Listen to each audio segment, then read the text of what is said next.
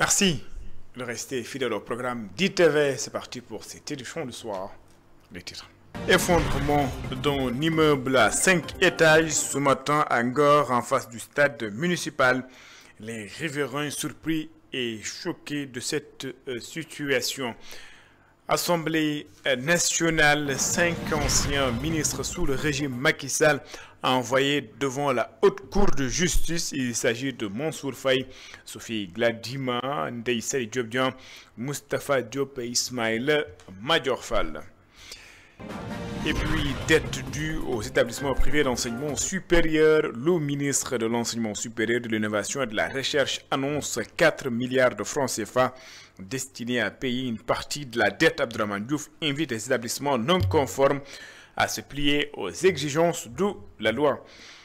Et puis, le cardinal américain Robert Francis Prévost, nouveau pape, il porte désormais le nom de Léon XIV. Voilà pour les titres. Le développement, c'est dans une poignée de secondes.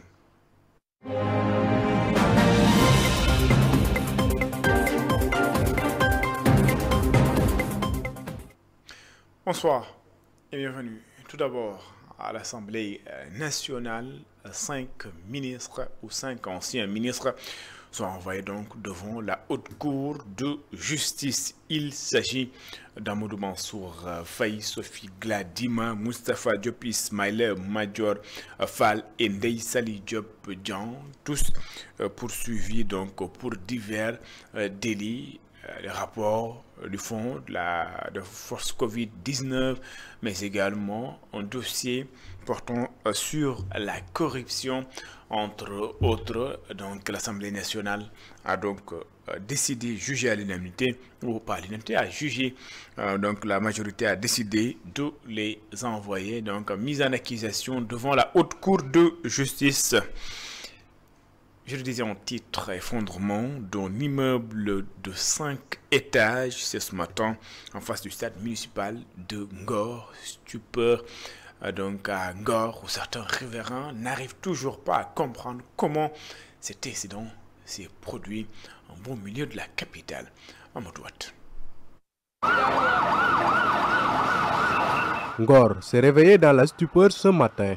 Aux environs de 9 heures, un immeuble de 5 étages s'est brutalement effondré, semant la panique parmi les riverains et les passants. On espère qu'il n'y a pas de mort, en tout cas pas de blessés. On a tous vu l'ampleur des dégâts, donc l'immeuble s'est effondré. Et ce que je peux dire, c'est qu'il y a une question en fait qu'on se pose. Nous, en tout cas, en tant que spécialistes qui sont dans l'immobilier depuis des années, c'est cette autorisation de construire qu'on délivre aux gens. Bon, il y a des zones d'ombre. Donc c'est des questions réellement à se poser. Donc par rapport à ces immeubles qui tombent comme des châteaux de cartes, et nous sommes vraiment désagréablement surpris. Pour l'heure, le bilan officiel n'est pas encore établi. Selon les témoignages des habitants présents sur les lieux avant l'effondrement, plusieurs personnes auraient été évacuées à temps. Cependant, 3 individus seraient restés à l'intérieur du bâtiment au moment du drame. Les opérations de secours se poursuivent. Les équipes de recherche mobilisées sur place fouillent activement les décombres dans l'espoir de retrouver d'éventuels survivants. Il y avait 3. Donc il y avait 3, on a sauvé une, ça reste 2. Les causes de l'effondrement restent pour l'instant inconnues. Une enquête a été ouverte afin de faire la lumière sur les circonstances de cette tragédie.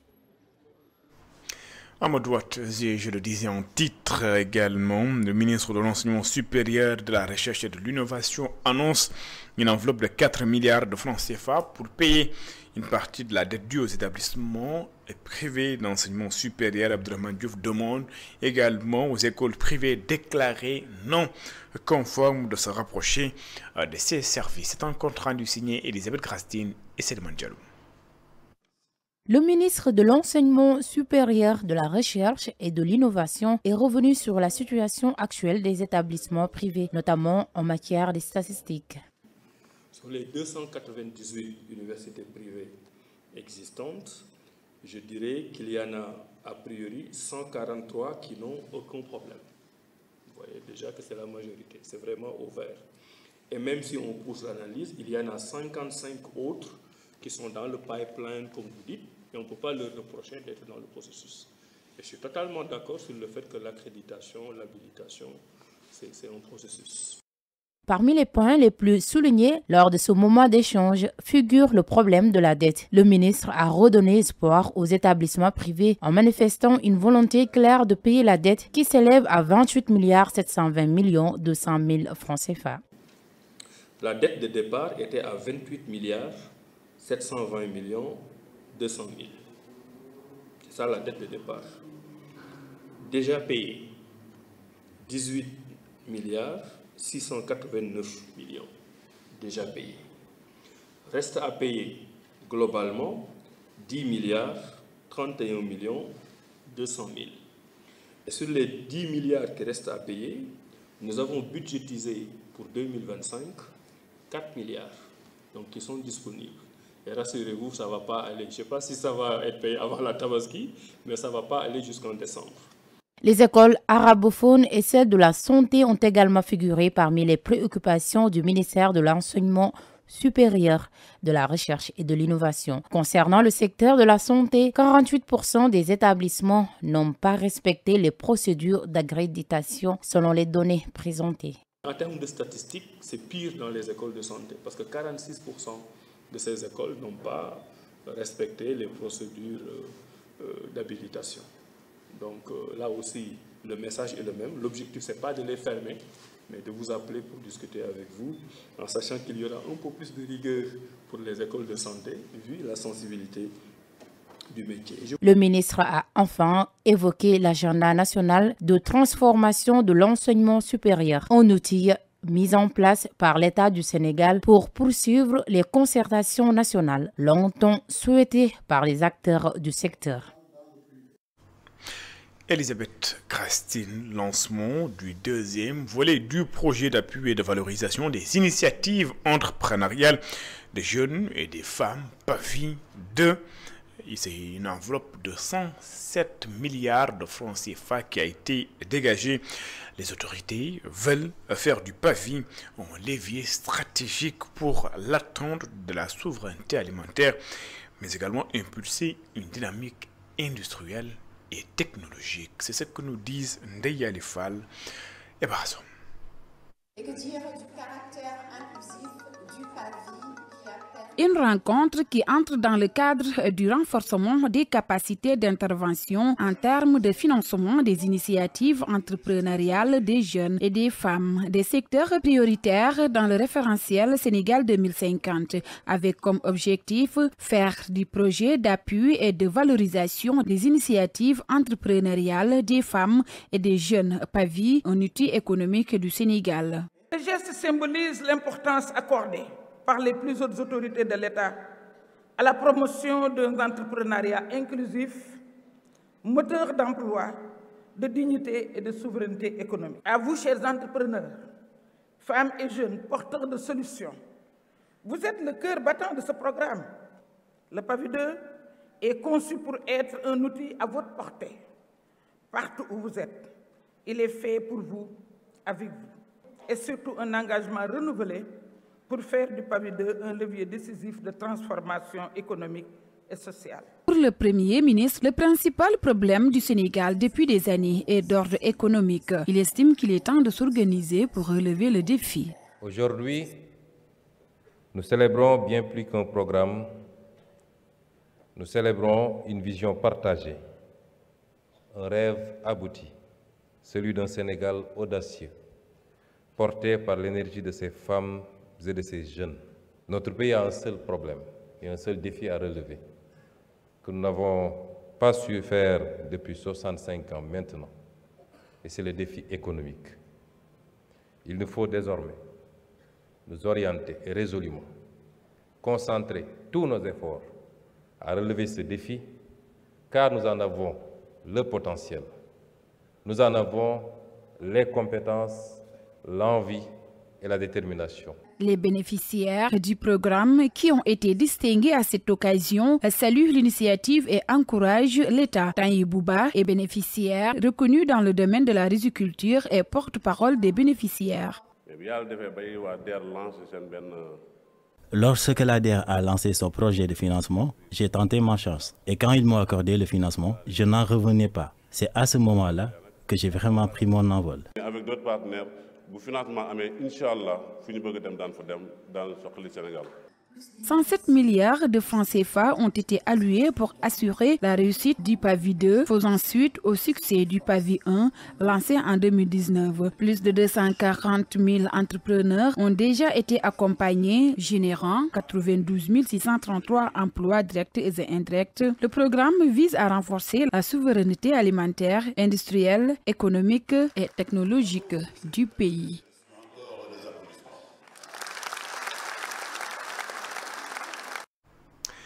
À Ziguinchor, les syndicats du centre hospitalier régional montent au créneau et dénoncent la situation dans laquelle la structure est plongée. Selon ses membres, la situation est préoccupante. Ils interpellent les autorités. Il y a urgence d'agir, disent-ils. Je vous propose de suivre les explications de Simone Faye, secrétaire général de la Sintras. Il est ici au micro d'Assanba et d'Aouda Samba. On s'est mobilisé aujourd'hui parce que la situation qui prévaut au niveau de la structure actuellement, vraiment c'est sous forme d'appel au secours et aussi de tenir l'opinion publique nationale et internationale par rapport à ce qu'on vit au niveau de la structure, tant sur le plan de la population que le personnel en tant que tel. Comme l'ont dit mes camarades, donc aujourd'hui le centre hospitalier régional de Ziguinchor connaît l'extinction de certains de ses services. En cela, surtout deux services phares de l'hôpital, à savoir le bloc opératoire et le service d'anesthésie réanimation. Il y en a d'autres même qu'on nous a dit qu'actuellement ils fonctionnent au ralenti, tels que l'orthopédie qui n'a pratiquement pas de malades au moment où je vous parle. Mais à cela s'ajoute aussi les produits d'entretien qui sont délivrés par la comptabilité des matières.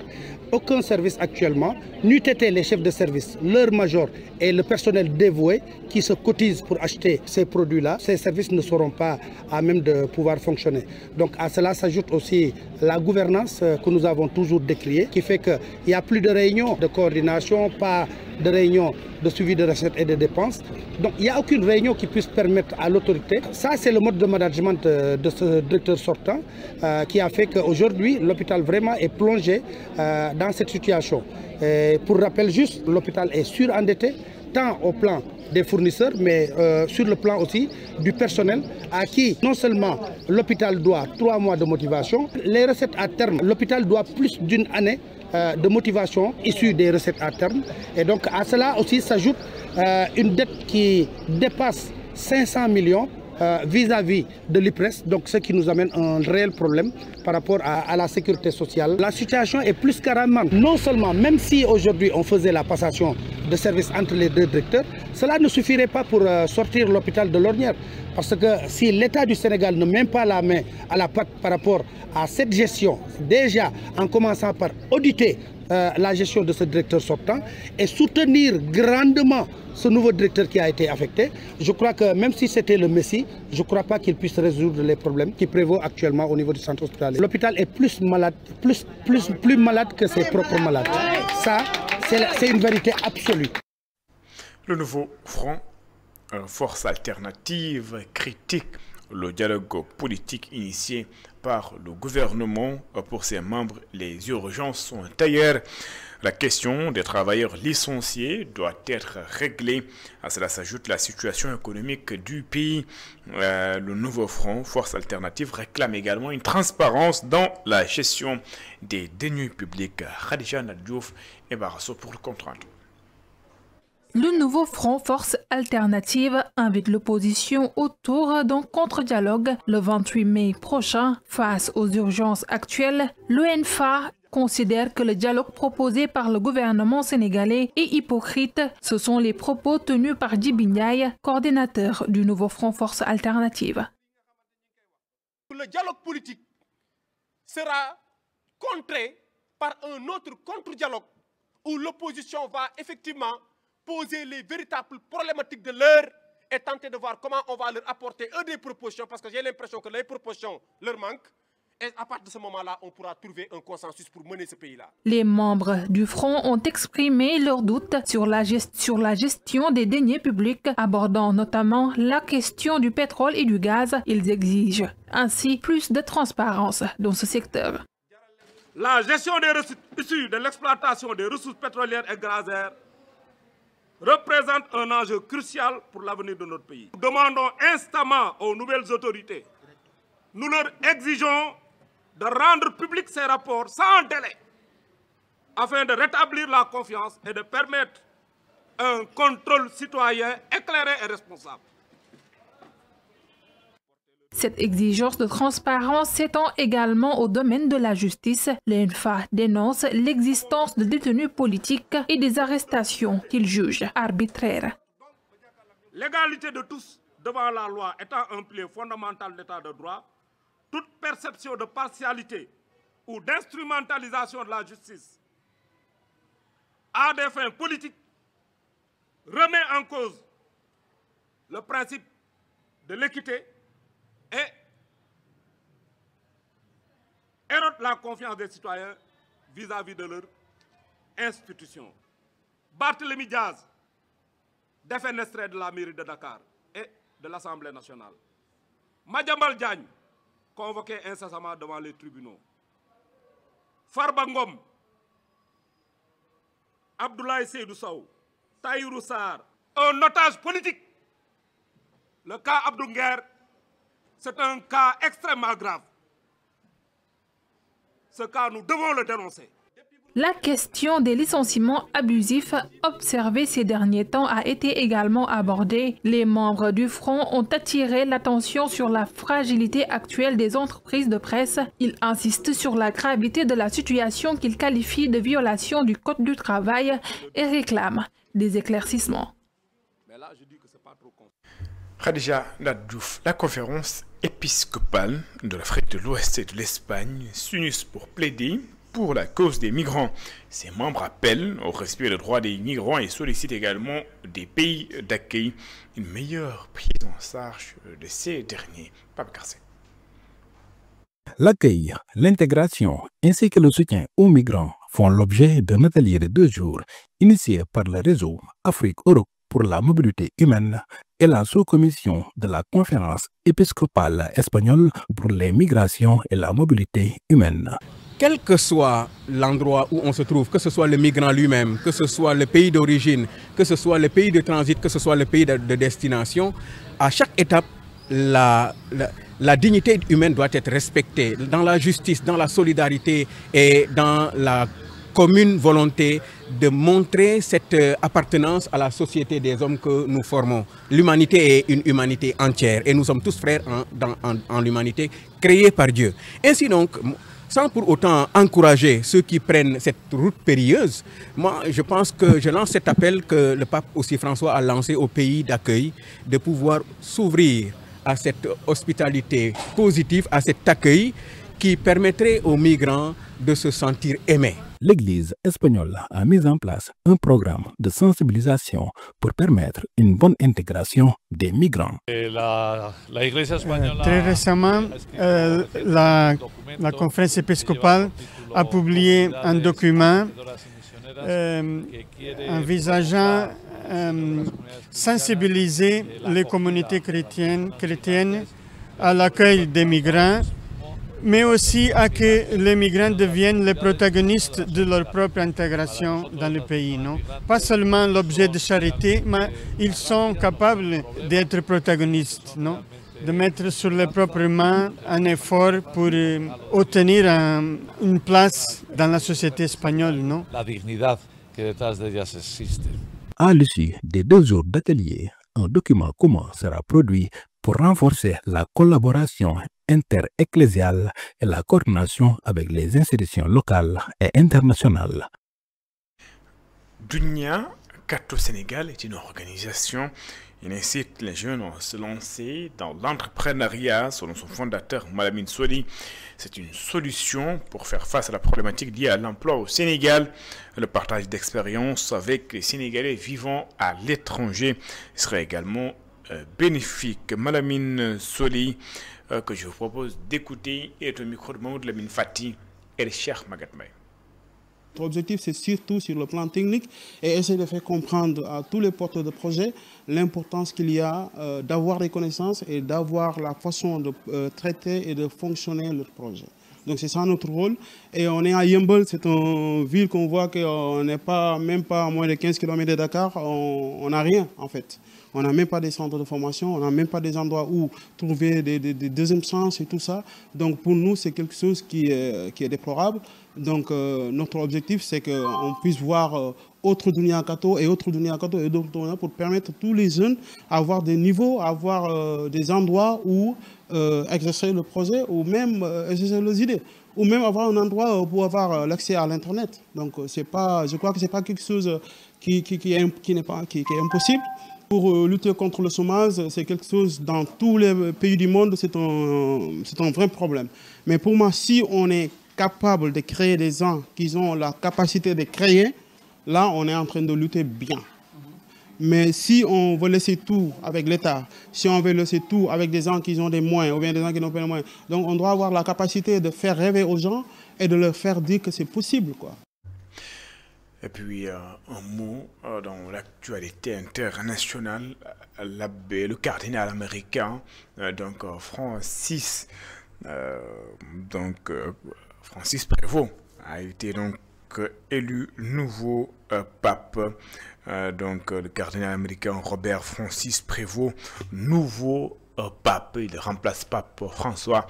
Il va désormais porter le nom de Léon XIV, c'est l'appellation.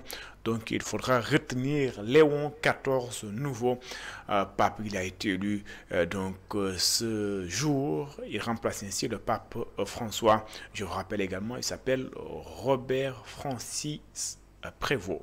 Désormais, Léon XIV. En sport, CAN U20, le Sénégal s'est également qualifié en quart de finale. L'équipe du Sénégal qui a donc battu la République démocratique du Congo sur un score de 2-0. Le Sénégal qui a décroché sa qualification après son premier match nul et sa défaite lors des 2 premières journées. Il a fallu donc attendre la 3e journée pour voir le Sénégal se qualifier dans cette compétition. Les Lionceaux sont donc en quart de finale après avoir arraché cette victoire face à la République démocratique du Congo. C'est d'ailleurs ce qui me fait en cette édition. Merci d'avoir suivi excellente suite de programme sur les antennes d'ITV. Je vous donne rendez-vous juste après cette édition pour votre émission. L'invité de la rédaction, je reçois ce soir Ousseynou Badjo, il est le président du comité départemental de la Croix-Rouge de Pikine et ancien président du comité régional de la Croix-Rouge de Dakar. Nous allons parler de la journée internationale dédiée à la Croix-Rouge. Nous allons parler également de la situation des travailleurs, entre autres sujets. Au revoir.